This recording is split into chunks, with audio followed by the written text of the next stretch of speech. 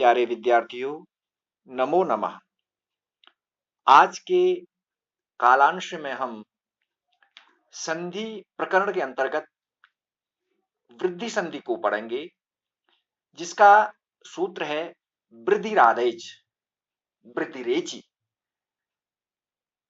आपको सामान्य रूप से समझना है कि जब अ आ से परे ए ऐ हो तो दोनों के स्थान पर ऐ वृद्धि हो जाती है।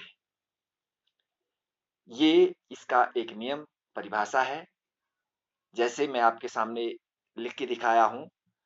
अ आ धन ए ऐ बराबर ऐ। अब यहां पर सामान्य मोटे तौर पर ये समझ लेंगे आप, अ के आगे ए हो तो ऐ ही हो जाएगा, और अ या आ के आगे ऐ हो तब भी ऐ ही होना है। ऐ होने पर भी ऐ ही होगा और ए होने पर भी ऐ ही होगा। उदाहरण की दृष्टि से आप समझेंगे इसे, जैसे मम धन एव है। मम के म में, दूसरे वाले म में अ है और आगे ए है। तो मैंने कहा था अ के आगे ए है तो ऐ ही होगा, तो ममैव हो रहा है। आगे एक धन एकम है, एक के क में अ है और आगे ए है। अ और ए ऐ कैसे बन रहा है? एकैकम च धन एव। अब आपने आप समझो, च में क्या है, आगे क्या है, चैव बन गया।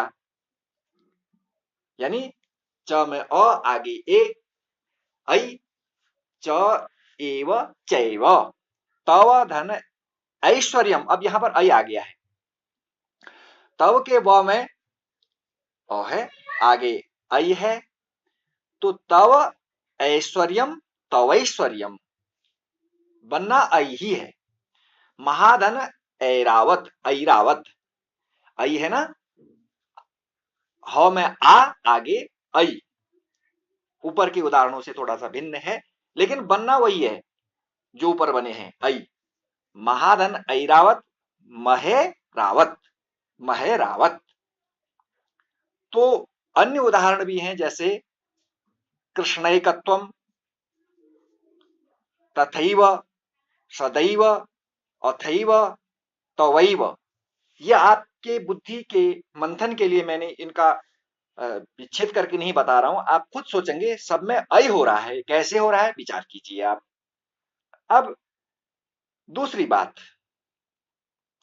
जब अ आ से परे ओ औ हो तो दोनों के स्थान पर अवृद्धि हो जाती है। अभी तक ऐ वृद्धि हुई, अब क्या हो जाएगी, अवृद्धि हो जाएगी। यानी साधारण से शब्दों में आप समझेंगे, अभी तक अ आ के बाद ए ऐ आया तो ऐ ही हुआ। अब क्या हो रहा है, अ आ के बाद ओ औ आएगा तो औ ही होगा। दो ही बातें हैं सिर्फ। जैसे मम धन ओष्ठ, मम के म में अ, आगे ओ है तो औ होने वाला है, मम ओष्ठ ममोष्ठ। और तव के व में अ, आगे ओष्ठ, ओ है, अ और ओ है, औ होगा, तव धन ओष्ठ तवौष्ठ। आगे महाधन औषधि, महा के ह में आ, आगे औ। ये ऊपर से नया उदाहरण है, भिन्न उदाहरण है। आ औ, औ होगा कैसे, महाधन औषधि महोषधि, जन धन औघ जनौघ, वन धन औषधि वनौषधि। वन के न में अ, आगे औ, औ ही होगा वनौषधि। और अन्य उदाहरण आपकी परीक्षण के लिए, जैसे तवौषधि में औ की मात्रा है, तवौषधि, इसमें संधि विच्छेद करिए। नवौषधि, इसमें भी करिए। महोदार्यम, महोत्सुक्यम, ये आपके परीक्षण के लिए मैं छोड़ रहा हूं। ये उदाहरण आप स्वयं करेंगे। आगे क्या हो रहा है, यदि अ आ से परे री हो, हालांकि ये महत्वपूर्ण बातें मैंने आपको बता दी हैं।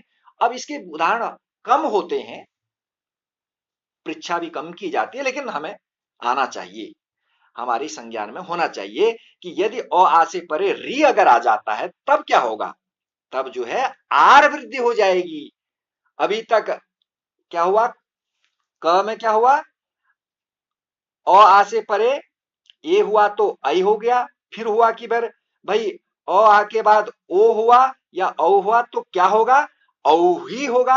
अब हम कह रहे हैं कि आर होगा, कब, जब अ आ के बाद री आ जाए तब आर होगा। कैसे होगा, जैसे सुख धन रीतः, सुख के ख में क्या है, अ है, आगे री है, तो मैंने कहा कि लाल शाही से भी लिखा है मैंने आर, आर होगा।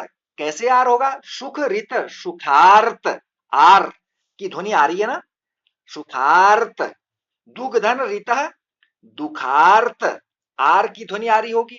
पिपाशा धन रितः, पिपाशार्त, तो ये ध्वनि आपको सुनाई दे रही है, अर्थात इस आर का क्या हो जाएगा, आगम हो जाएगा, यहां पर ये आर आ जाएगा।